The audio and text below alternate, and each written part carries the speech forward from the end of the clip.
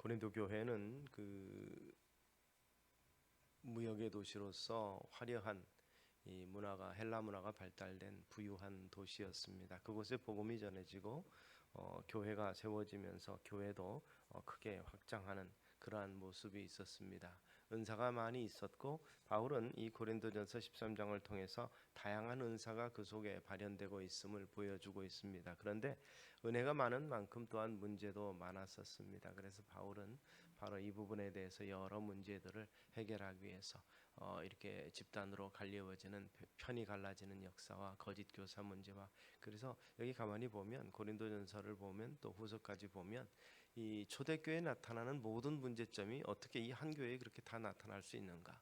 헬라 문화로 인한 타락한 성문화가 교회 안에 들어왔고 유대주의로 인한 잘못된 이 가르침이 복음이 그 속에 들어와 있고 그리고 여러 가지 부와 빈의 격차로 인해서 문제 생기는 것 다양한 문제가 그 속에서 발견됩니다. 그리고 또 그들은 그 문제를 교회 안에서 해결되기보다도 밖으로 가지고 나가서 세상의 법정에서 해결하고자 하는 시도도 있었고 그래서 자유간 이 은혜가 많고 교회는 성장하고 있었는데도 불구하고 여러 가지 참 많은 문제가 있었다는 것입니다.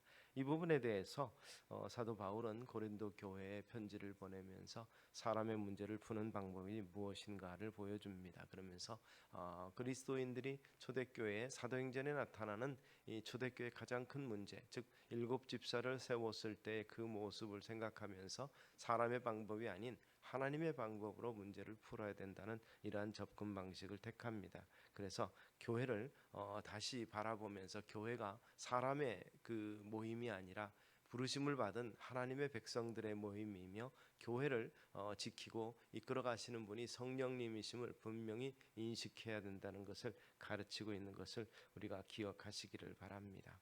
그래서 하나님께서 일하시고 하나님께서 해결하시도록 하나님께 맡겨야 된다라고 사도 바울은 이것을 가르치면서 먼저 뭐라고 말하냐면 이 장단점을 계속 필요합니다. 세상의 지혜와 하나님께서 일하시는 방법의 차이점을 분명하게 보여주고 있죠. 그래서 지혜와 어리석음, 약함과 강함, 천함과 귀함, 세상의 관점에서 아무것도 아닌 것이 하나님의 관점에서 그렇지 않음을 분명히 보여주고 있는 것입니다. 사실 세상의 방식과 하나님의 일하시는 법이 같다면 사실 우리가 십자가의 도를 따라갈 이유가 없을 것입니다.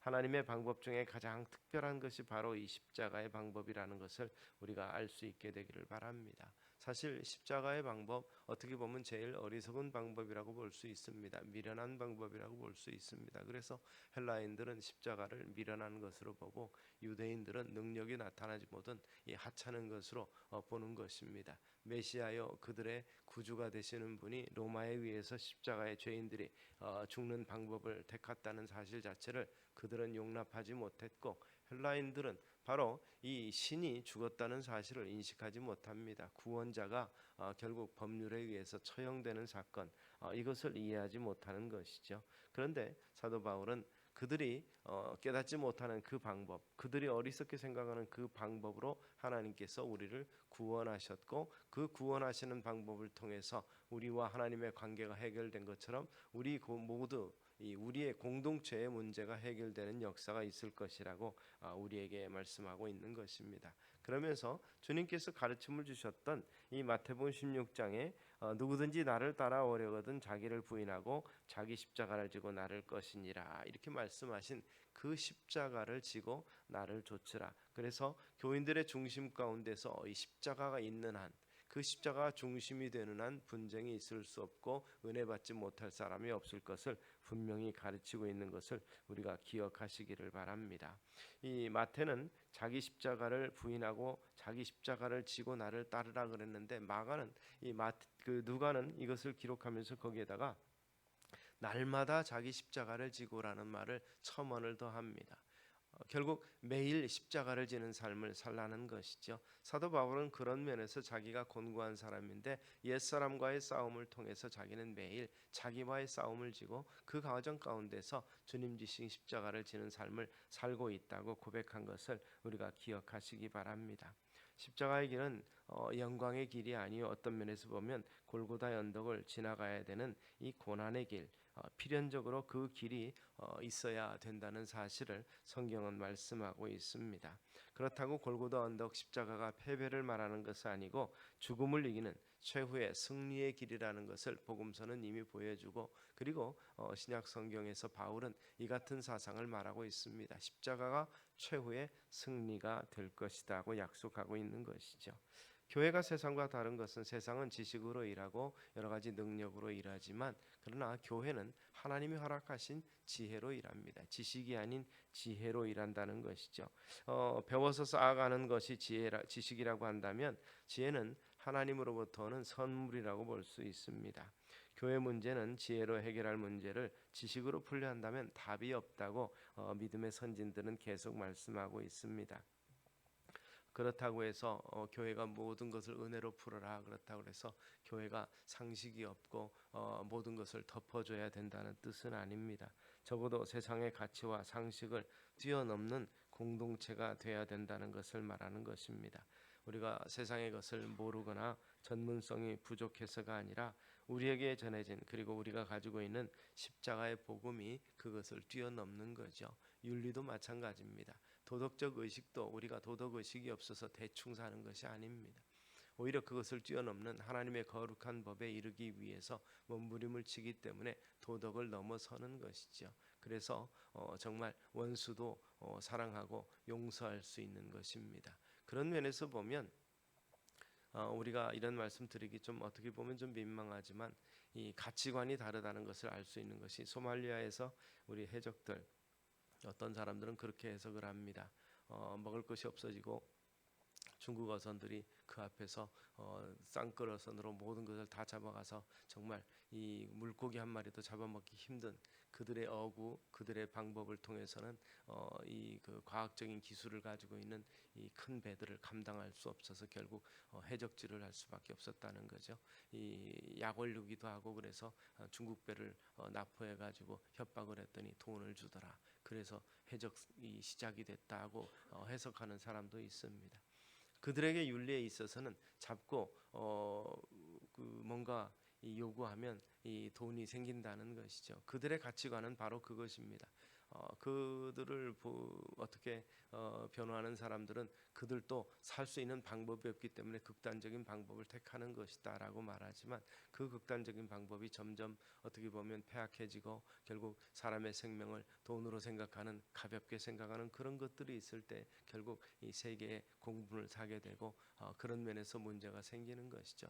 힘이 모든 것을 지배하는 사회는 정말 육체의 본성이 따르는 그러한 질서가 없는 사회인데, 바로 그러한 것들을 꿈꾼다면 그러한 세계와 이 정말 윤리와 도덕과 거룩함을 목적으로 삼는 사회 속에서는 충돌이 있을 수밖에 없다는 것입니다.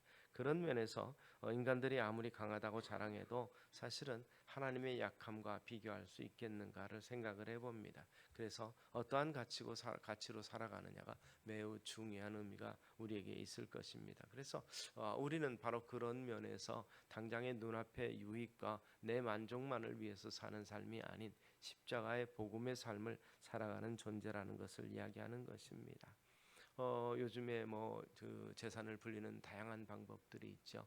그런 것들을 통해서 돈이 많이 벌린다, 물질이 늘어났다고 해서 감사한금하기 쉬울 수 있고, 정말 자녀들 좋은 대학 가고 좋은 직장 얻어서 감사하기 쉽습니다.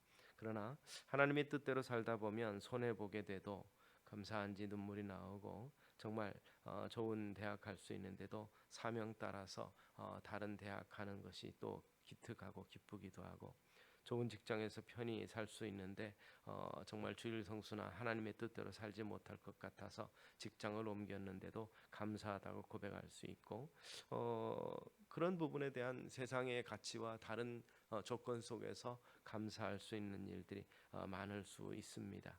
우리가 완전할 수 없지만 십자가를 생각하며 다른 가치 때문에 고민하지 않고 사는 그러한 삶, 이런 것들에 대해서 사도 바울은 오늘 십자가 복음의 삶, 십자가가 해결책이 되는 그러한 삶을 살라고 우리에게 교훈하고 있는 것을 우리가 기억하시기를 바랍니다. 세상의 가치와 세상의 방법으로 살기로 작정하기 않을 때, 그것을 포기할 때 십자가의 방법, 하나님의 일하는 방법이 우리 눈에 들어오고 우리 마음을 울릴 수 있을 것입니다. 그런 면에서 사실 고린도 교회를 향한 바울의 경고는 그들이 가지고 있는 어떻게 보면 교만함과 우월성에 있는 그러한 부분이죠.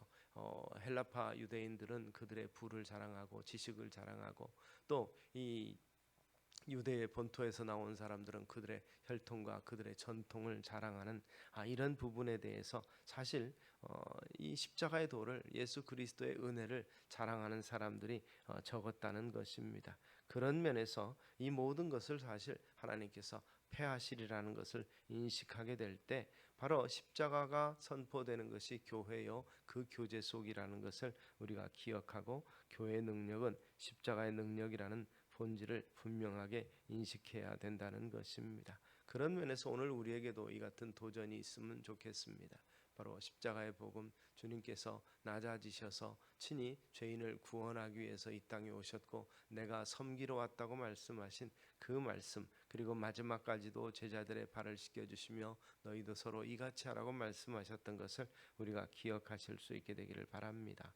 교회 이름이 드러나는 일이 아니라 정말 이 십자가가 드러나고 내 자신이 드러나는 것이 아니라 예수 그리스도께서 드러나는 그러한 믿음의 사역이 우리 가운데 있게 되고, 그러다 보면 십자가를 통해서 고난과 눈물과 사랑의 흔적을 우리가 가질 수 있게 될 것입니다. 그런 면에서 우리가 예수 믿는 이유가 세상의 가치 기준과 지혜에 의존하는 것 아니고 십자가의 도를 따라가기 위해서 예수님을 믿는 것임을 고백할 수 있게 되기를 소망합니다. 사도 바울이 볼 때 말씀드렸던 것처럼 십자가의 능력을 믿지 않고 의지하지 않는 이 두 가지 경향은 바로 유대적인 경향과 헬라적인 경향이었습니다. 결국 유대인들이 바라던 것은 자신의 삶을 바꿔줄 정치적인 변혁이나 놀라운 힘이 있는 삶의 영광을 이렇게 꿈꿨기 때문에 예수님께서 십자가에 달려 돌아가시는 것을 못마땅해 하고 십자가에서 내려오라고 조롱하고 소리쳤던 것입니다. 사탄이 예수님을 유혹하면서 성전 꼭대기에서 뛰어내리라고 했던 것과 그들이 추구하는 방식은 같은 방식, 즉 세상적인 방식으로 로마의 여러 가지 이 승리하고 나서 개선 장군이 들어오는 것들을 본 것처럼 정말 다윗의 왕국을 그런 식으로 표현하고 다시 이렇게 세울 그러할 메시아를 기대했기 때문에 십자가에서 죽는 예수님은 실패한 자요, 제자들도 그렇게 생각합니다. 엠마오로 내려가면서 우리는 그가 정말 이스라엘 위해서 놀라운 일을 행할 줄로 믿었다. 이제 그런데 결국 십자가에서 죽었으므로 끝났다고 생각합니다. 예수님께서 정말 이사야 말씀과 구약의 말씀을 풀어서 해석해주고 그들의 마음이 뜨거워져서 다시 예루살렘으로 돌아가므로 결국 그들의 소명이 분명해졌던 것처럼 바로 이 같은 모습이 유대인들이 구하는 모습이었고, 헬라인들은 바로 그들이 가지고 있는 지식적인 것을 통해서 신이 결국 망할 수는 없다는 것이죠. 신이 인간들에 의해서 죽을 수는 없다는 것, 그런 부분에 대해서 그들은 어떻게 신이 인간을 대신해서 죽음으로 구원이 이루어지는가에 대한 이 논리적으로 설득이 안 된다는 것이죠. 신에 가지고 있는 전능한 능력을 가지고 인간들을 굴복을 시켜야 되지 어떻게 인간에게 굴복당하느냐, 이것이 헬라인들이 가지고 있었던 어떠한 의문 사항인 것입니다.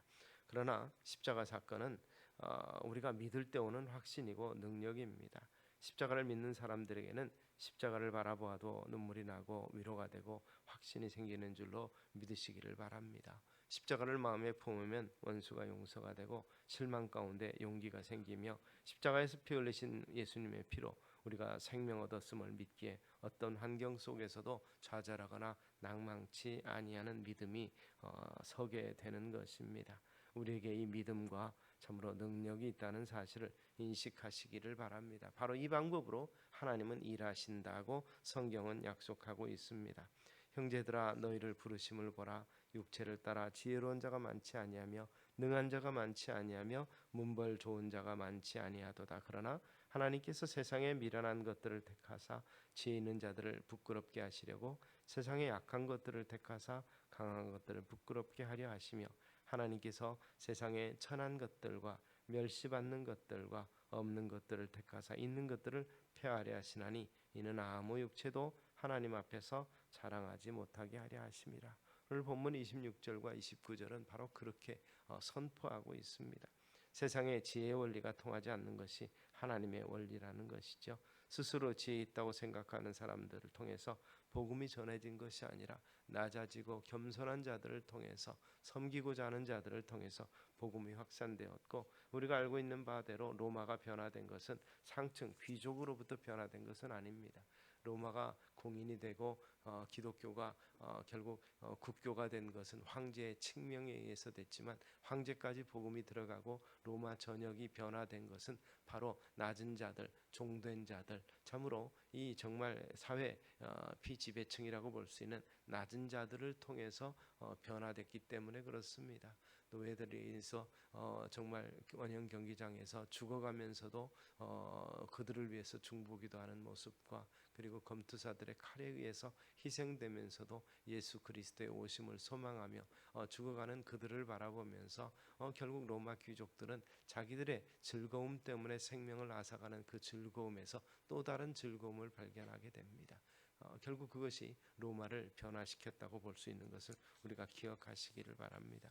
팍스 로마나를 주관했고, 로마의 평강은 힘에 의한 평화라고 생각했던 그들에게 오히려 그 힘에 의해서 죽어가면서도 그들을 정말 조롱하듯이 천국을 사모하는 사람들의 미래적인 삶을 바라보면서 그들은 깨달음을 얻게 되는 것이죠. 그리고 그들의 삶의 변화를 통해서 결국 그들도 정말 거룩하고 거룩한 삶의 모습이 무엇인지를 인식하기 시작을 한 것입니다. 그래서 각 가정마다 정말 복음이 들어가면서 종들로부터 복음을 받은 귀족들이 변화되기 시작하고, 귀족들이 변하게 되게 될 때 그들의 삶 자체가 환락과 여러 가지 즐기는 삶에서 이제 삶의 의미를 발견하기 시작하므로 로마가 변화되기 시작했다는 사실을 우리는 기억하시기를 바랍니다. 또한 예루살렘에서도 초기의 제자들은 이 아람어로 이 아그람마타라고 불렸다고 합니다. 이 말은 무식한 자들이라, 지혜 없는 무식한 자들이라. 성경에 보면 그들이 갈릴리에서 왔고 그래서 지식 없는 자인 줄 알았는데, 성전에서 가르치는 것을 보면서 그들이 베드로와 요한이 담대하게 말함을 보고 그들의 본래 학문 없는 범인으로 알았다가 이상히 여기며 또 전에 예수와 함께 있었던 줄도 알았다고 말합니다.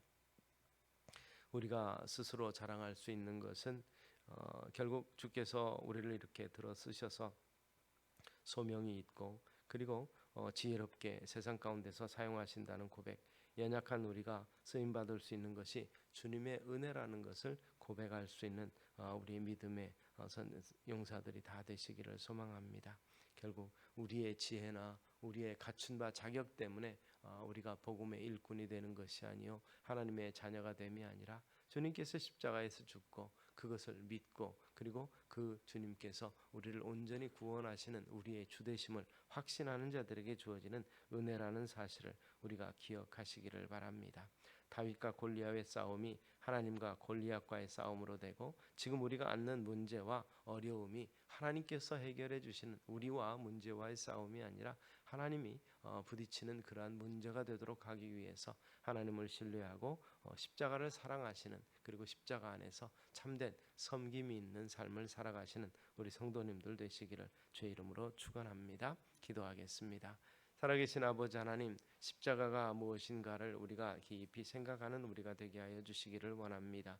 이 사순절 기간 동안에 하나님께서 일하시는 방법이 어떤 것인가를 바로 알고 그 십자가의 방법을 터득하며, 그래서 십자가의 승리에 동참하는 믿음의 권속들이 다 되게 하여 주시옵소서. 예수님 이름으로 기도드리옵나이다. 아멘.